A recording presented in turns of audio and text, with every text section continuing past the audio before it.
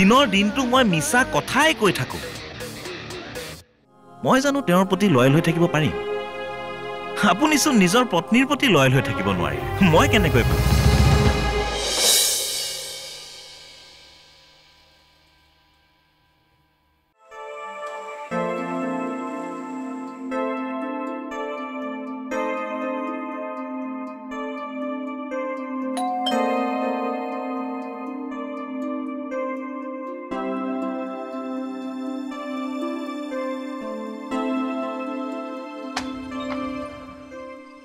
সত্য আছে না এইমাত্ৰ আহি ঘৰ সোমাইছেহি মই যেন তাৰ গালি শকনি খাবলৈহে ইয়ালৈ আহিলো বুজিছা আপুনি কান্দিছে কিয় দেউতাক নোহোৱাৰ পৰা মই তাক কেনেকে ডাঙৰ কৰিছো সেইটো কথা কেৱল মইহে জানো আজি সি মানুহ হ'ল কিন্তু কাৰ কাৰণে মই যদি তাৰ কাৰণে কষ্ট নকৰিলোহেঁতেন সি জানো আজি এইটো জেগা পাবহি পাৰিলেহেঁতেন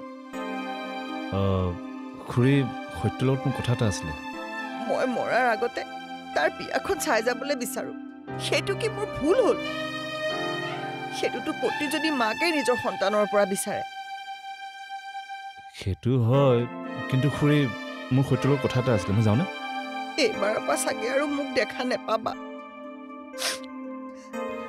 বাৰু মই সত্যক বুজাম বাৰু এনেকৈ বুজাম যাতে কালিয়ে বিয়াখন পাতিব পাৰে নালাগে দিয়া নালাগে যি এজনী আছিলে সেইজনীকে ৰাখিব নোৱাৰিলা এতিয়া আকৌ তুমি মোৰ ল'ৰাক বুজাবানে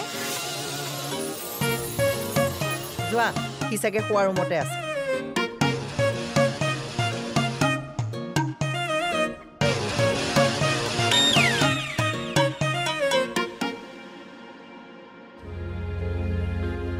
মোৰ কথা শুন মোক ইয়াতে মাৰি থৈ গুচি যাও মই কৈছো নহয় তোৰ পাপ নালাগে একো তোৰ বুজা তৰিব এটা কিমান দিন এনেকে মোক লৈ লৈ ঘূৰি ফুৰিবি তইও শেষ হবি তোৰ ঘৰখনো শেষ হব যা যা আজিয়ে গুচি যা মোৰ চিন্তা বাদ দে কিয় লাগি আছ মোৰ পিছত নিজৰ জীৱনটোৰ কথা ভাব ভৱিষ্যতটোৰ কথা ভাব গুচি যা আজিয়ে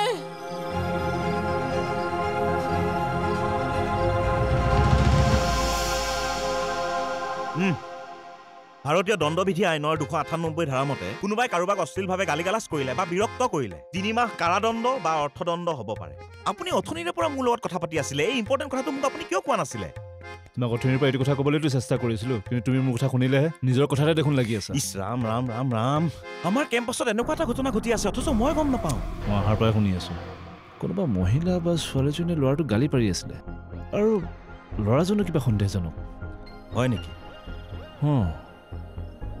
এনেকুৱা লাগিছে ছোৱালীজনীক কিডনেপ কৰি আনিব পাৰে এনেকুৱা ঘটনা হ'লেতো ডাঙৰ কথা হ'ব আৰু কোনোবা মানুহৰ লগত সেই ল'ৰাজনে কথা পাতি আছে ভিতৰি কিবা এটাতো হৈ আছে আপুনি মালিকক খবৰটো দিছেনে নাই এই মই কেইবাবাৰো ফোন কৰিলোঁ ফোনডাল ৰিচিভ নকৰে এটা কাম কৰা তুমি ব'লা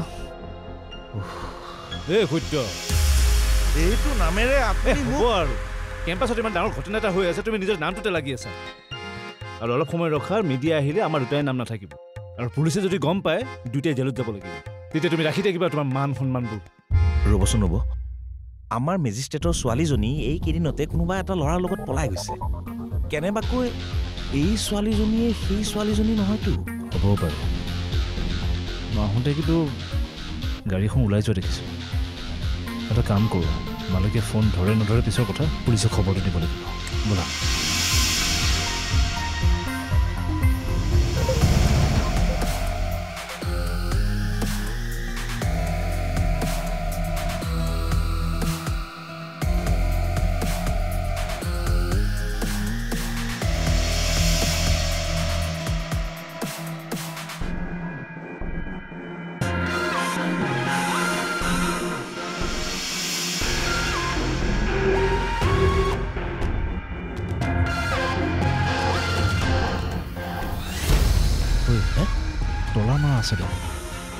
অলপ আগত তলা মাৰা নাছিলে ক্ৰিমিনেলে চাগে গম পালে আমি সিহঁতৰ কথাবোৰ গম পাইছোঁ সেইকাৰণে আমি অহাৰ আগতেই পলাম আজি ধৰিব পাৰিলে ভাল আছিলে তাকেইতো আপুনি কথাবোৰতো আগতেই গম পাইছিল আপুনি কিবা এটা ব্যৱস্থা কৰিব লাগিছিল আপুনি পুলিচক খবৰটো দিব লাগিছিল অথনিৰ পৰা কি ক'বলৈ বিচাৰি আছিলোঁ সত্য মোক এইটো নামেৰে নামাতিব মই বেয়া পাওঁ ৰাম কিনো তোমাৰ নামটোত লাগি আছা হে বৰ একেবাৰে নামটো ৰ'ব আমি এতিয়াও পুলিচক খবৰটো দিয়াটো ভাল হ'ব কোন মানুহক আনিবা ইয়াত ৰাখিছিল কি ঠিক পুলিচে আহি ঘটনাটো অনুসন্ধান কৰক মোক ইয়াত থৈ ক'ত গলি ঐ ৰ'বাচোন ৰ'বা নাথাকো মই শুনিছনে নাই ভিতৰত কোনোবা মানুহ আছে তাকে কিবাকে হ'লে উদ্ধাৰ কৰিব লাগিব ভাঙো নেকি কি চাই আছো তলতো ভাঙি পেলাও কিহেদি ভাঙো এতিয়া ৰ'বা ৰ'ব কি কৰি আছে এইটো মোৰ ৰুম হয়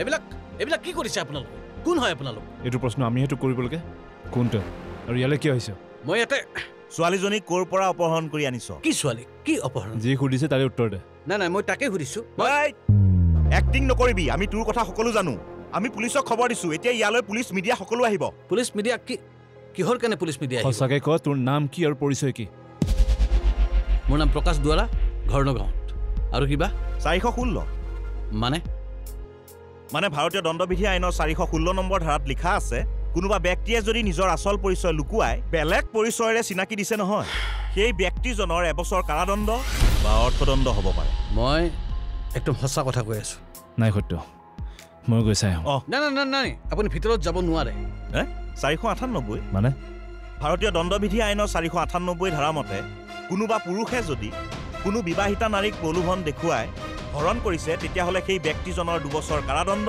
বা অৰ্থদণ্ড হোৱাটো খাটাং দাদা আপোনালোকে কি দণ্ড দি থাকক কিন্তু আপোনালোকে ভিতৰত যাৰ মাত শুনি আছে নহয় তেওঁ আন কোনো নহয় তেওঁ মোৰ পত্নী পূৰ্ণিমা আচ্ছা সেয়া তোৰ পত্নী পূৰ্ণিমা তই ফাঁকি দিবলৈ আহিছ ৰ'ব এয়া হ'ল মোৰ ৰুমৰ চাবি এবাৰ নিজে গৈ চাই আহকগৈ টেবুলৰ ওপৰতে চব নথি পত্ৰ আছে মই ভুৱা পৰিচয় দিছোঁ নে আন কিবা বৰুৱাদা আপুনি ৰুমত চাই আহক মই ইয়াক চাই আছোঁ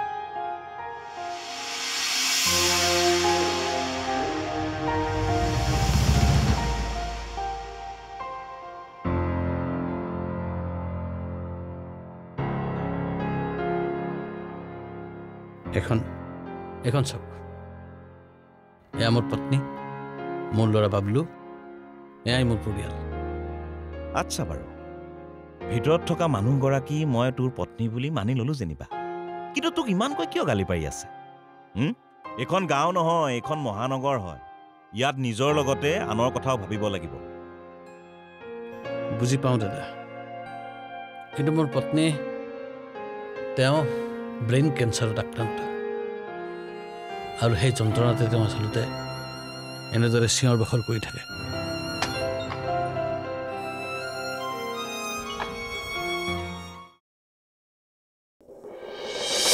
এই যে আপোনালোকে ভাবিছে তেওঁ মোক গালি পাৰিছে এয়া আচলতে গালি নহয় মৰম প্ৰেম ভাল পোৱা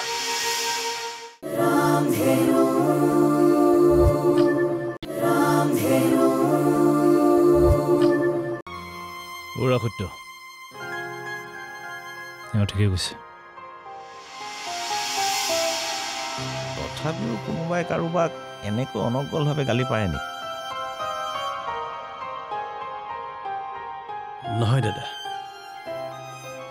এই যে আপোনালোকে ভাবিছে তেওঁ মোক গালি পাৰিছে, এয়া আচলতে গালি নহয়, মৰম, প্ৰেম, ভাল পোৱা। তেওঁ মোৰ কথা ভাবিহে গালি পাৰিছে। সেয়া তেওঁৰ নিজৰ স্বামীৰ প্ৰতি থকা দায়িত্ব।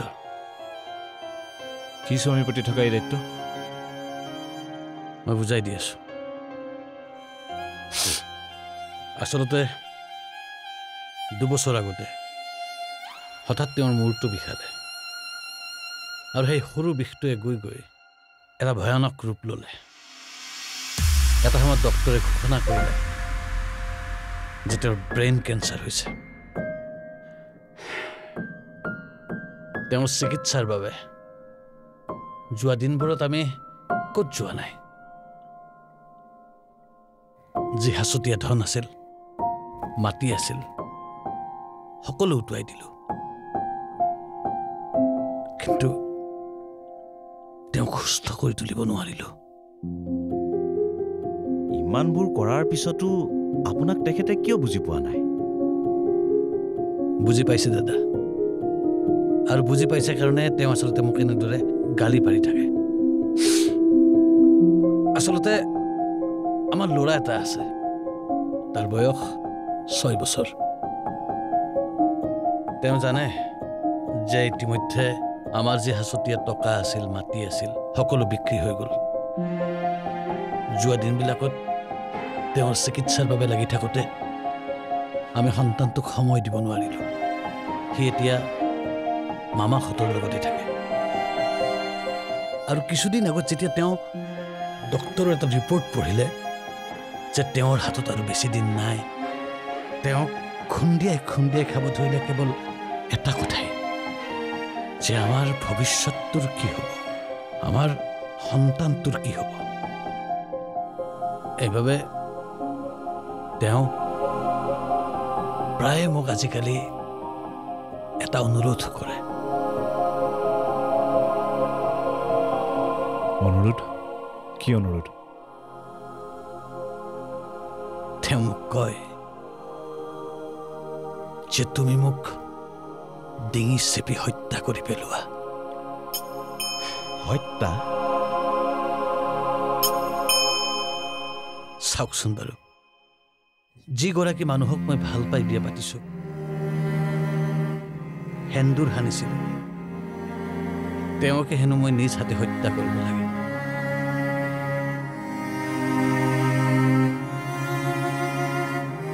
মই জানো আৰু 1% চান্স নাই তেওঁক ভাল কৰাৰ।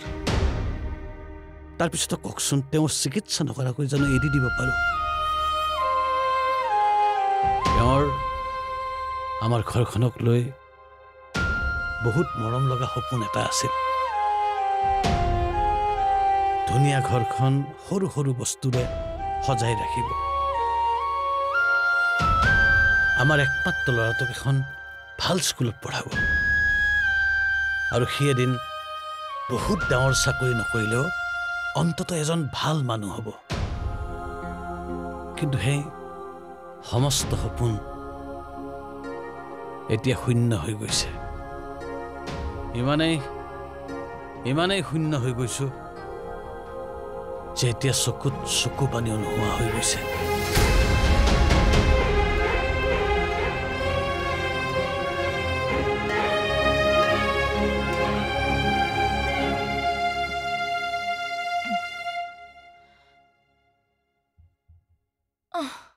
হেৰা,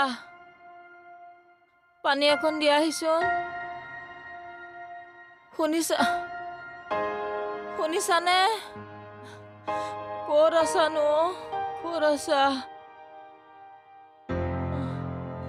তুমি কিবা খালানে নাই? অকল মোৰ কথা ভাবি থাকিলে নহয়তো, নিজৰ কথা অকণ ভাবিবা, খাই মেলি ল'বা নিজে। শুনিছানে নাই? ক'ত আছা অ?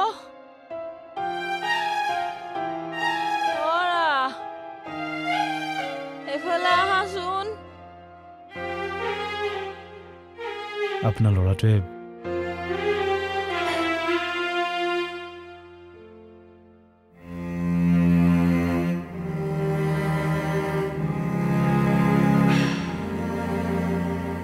সি নাজানে কথাবোৰ আচলতে তাক এটা মিছা কথা কৈ থোৱা আছে যে তাৰ মাকে গানৰ কম্পিটিশ্যন এটাত আহিছে সি এতিয়া সপোন দেখি আছে যে মাক যাব প্ৰতিযোগিতাত ফাৰ্ষ্ট হৈ মুম্বাইৰ পৰা তাৰ কাৰণে আমি গিফ্ট লৈ যাম ফোন কৰি থাকে সি বিচাৰিলে কওঁ মা শুই আছে মা ষ্টুডিঅ'ত আছে মা বজাৰত গৈছে আৰু কিমান মিছা কথা কম ভাগৰ লাগিছে এতিয়া বহুত ভাগৰ লাগিছে অৰা আহিছানে মোৰ অন্ধে বন্ধে শুকাই গৈছে পত্নীয়ে হাৰ পাইছে মই আহিছোঁ দিয়ক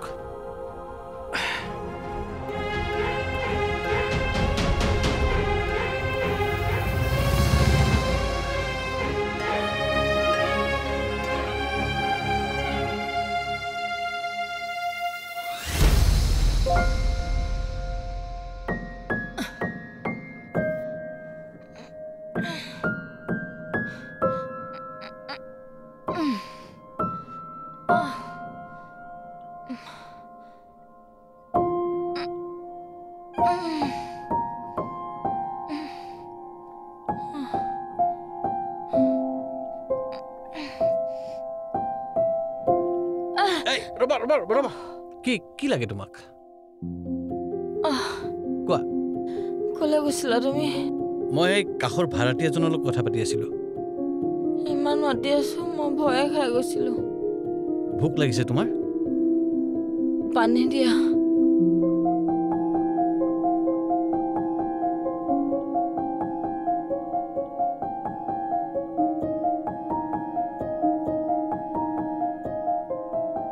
ৰবা মই তোমাৰ কাৰণে ভাত কেইটামান বাঢ়ি লৈ